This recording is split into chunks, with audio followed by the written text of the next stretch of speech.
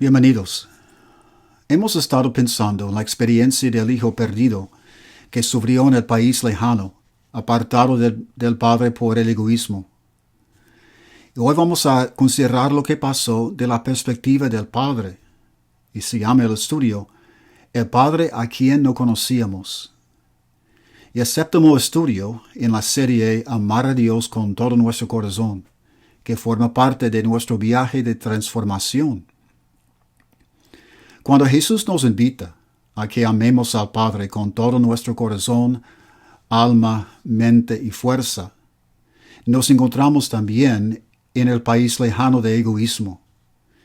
Y el egoísmo nos limita la visión para poder conocer a nuestro Padre. Porque el egoísmo no puede entender el amor incondicional. El egoísmo también limitaba la visión del hijo perdido, de su Padre, para no conocerlo. De hecho, cuando se fue de la casa, no se sentía tan separado del Padre, porque no lo conocía. No entendía su amor. Pero cuando cayó en la tragedia, en ese país lejano, y empezó a pensar de su Padre de una manera distinta, reflexionaba en la generosidad de su Padre. Sabía que aún los siervos en la casa de su padre tienen abundancia de pan. Y luego, al pensar en su padre de una manera distinta, comenzó a sentirse separado de él. Y claro, por el pecado, porque había errado el blanco. No había cumplido con la imagen de ser un hijo.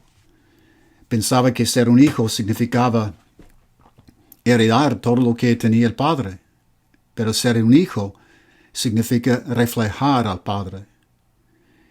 Entonces, solo quería ir a la casa y pensaba que merecía solo ser un siervo, un trabajador de la calle. Y tenía razón, puesto que había errado el blanco. Pero cuando llegó, el padre corrió para perdonarlo y restaurarlo como un hijo. La decisión del padre debía haber sorprendido a todos, incluso a su hermano mayor, que tampoco entendía lo que hacía su papá. Estando en la casa, siempre, el hijo mayor tampoco conocía a su padre, porque también era egoísta, el hijo mayor. Entonces, el padre perdonó y restauró a su hijo como un regalo. En verdad no merecía el perdón. Pero en verdad cuando él restauró a su hijo, lo hizo por gracia. Gracia es misericordia sin merecerla. Un favor inmerecido. Un regalo.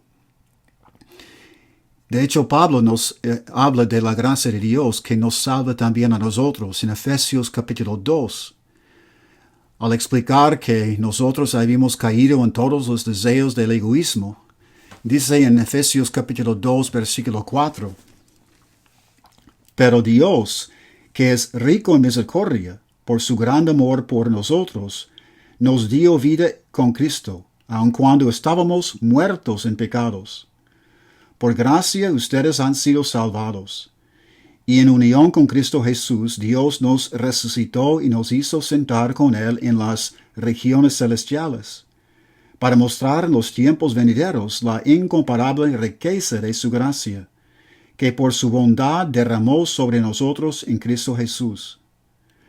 Porque por gracia ustedes han sido salvados mediante la fe. Esto no procede de ustedes, sino que es regalo de Dios, no por obras, para que nadie se jacte. Porque somos hechura de Dios, creados en Cristo Jesús para buenas obras, las cuales Dios dispuso de antemano a fin de que las pongamos en práctica. También nosotros hemos sido restaurados como hijos de Dios por la gracia, un regalo que no es merecido por nosotros.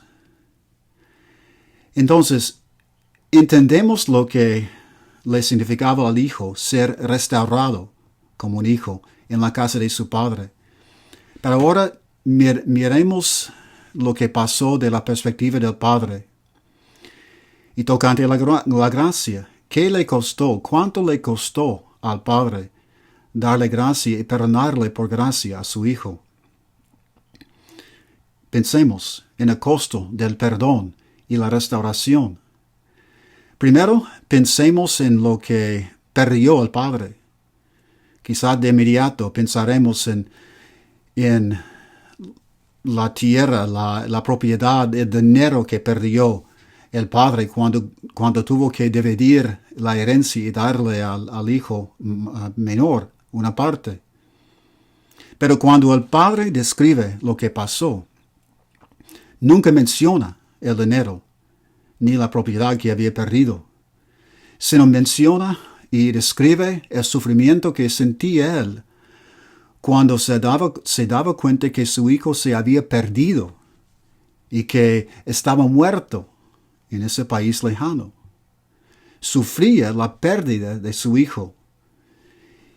Sufría también la conducta ofensiva de su hijo cuando estaba en la casa, con tantas exigencias que hacía.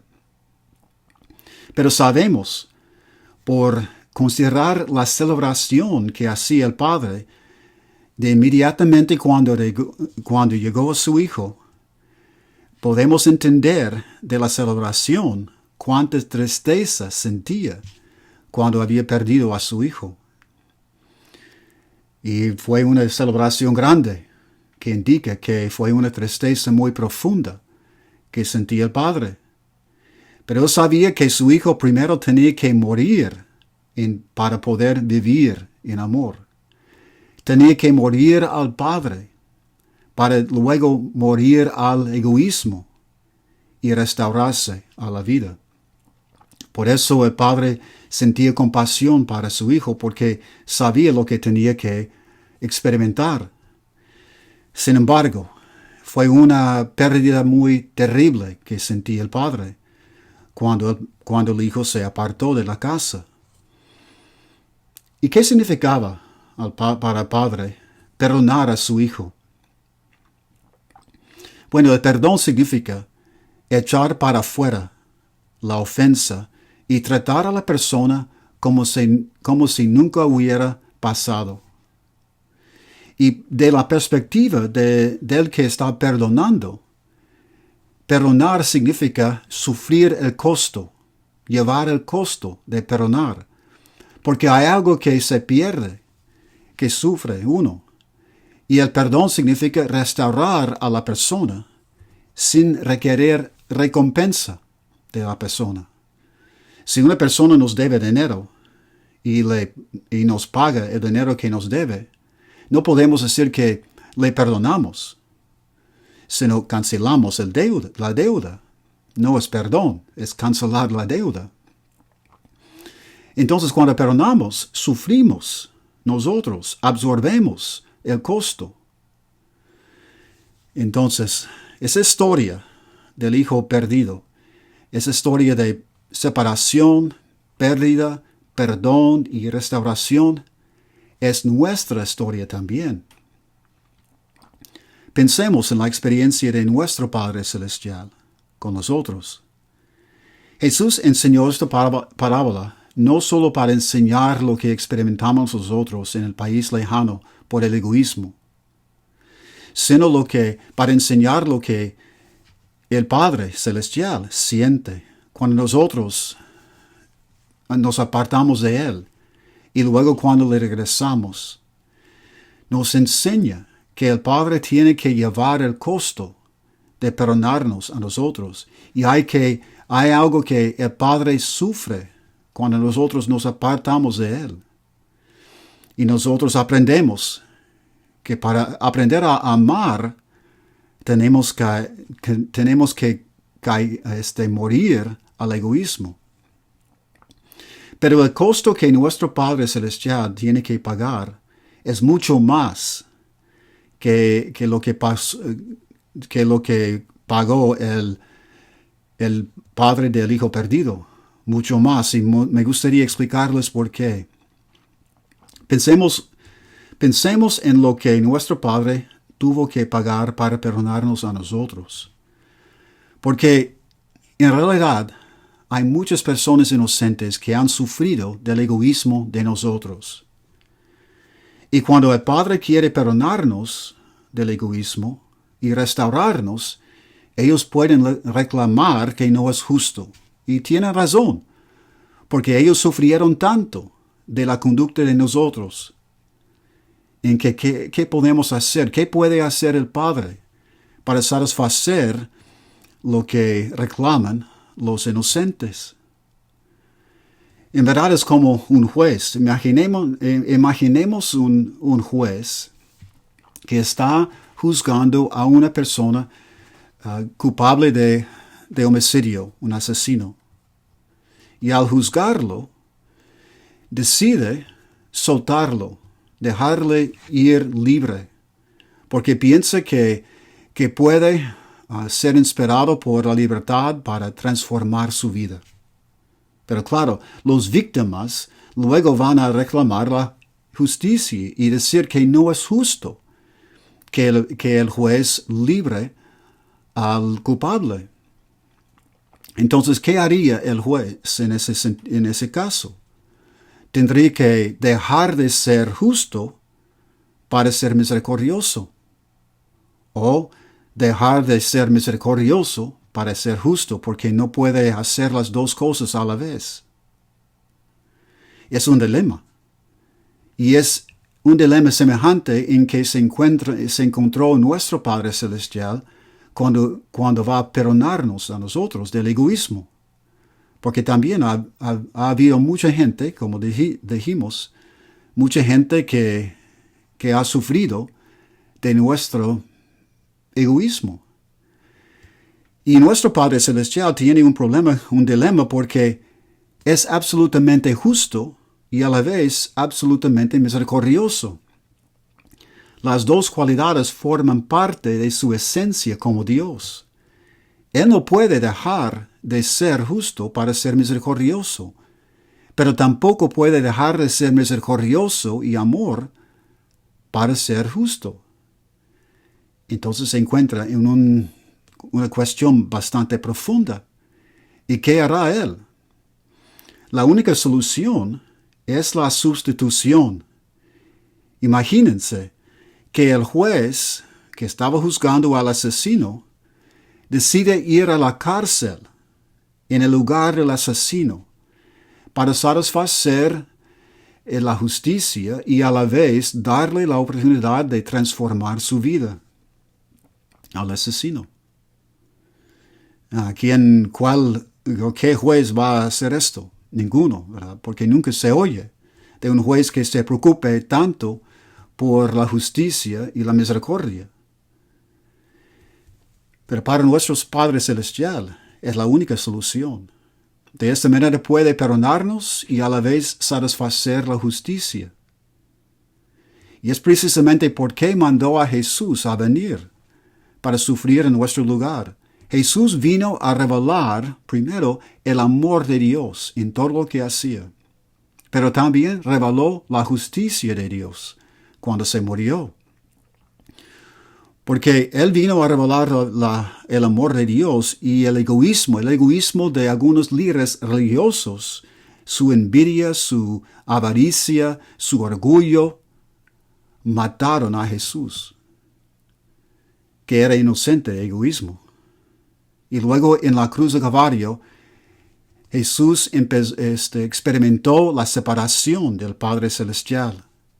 En ese momento, cuando decía, según lo que dice Mateo capítulo 27, mi Dios, ¿por qué me has desamparado? En ese momento, Él experimentó lo que es la separación de su Padre Celestial.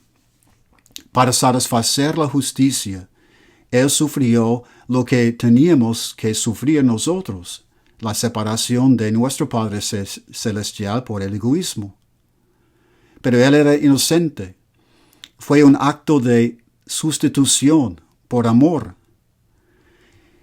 Entonces descubrimos que el Padre Celestial sufría